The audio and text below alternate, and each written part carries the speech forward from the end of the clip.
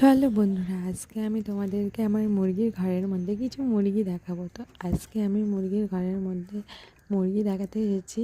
আর দেখো, আমার একটা লাল বড় মোরগ আছে, তার সাথে একটা মুরগিও আছে। এই মুরগিটা না ডিম দিচ্ছে না, কেন তা জানি না। একটা ডিম দিয়েছে, তারপরে আর দিচ্ছে না।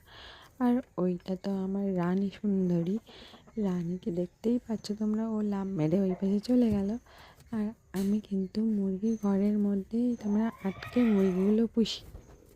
তো খাঁচার ভিতরে আমার এই মুরগিগুলোই আছে, আর বেশি মুরগি নেই, কারণ সব মুরগি আমি বাইরে পার করা রয়েছে, বাইরে মাঝে সাঝে ছাড়ি। আর এই দেখো, আমার খাঁচার পাশে দুটো বস্তা এরম করে বেঁধে দিয়েছি, যাতে ঠান্ডার সময় বা বর্ষাকালে জল না ঢোকে খাঁচাতে।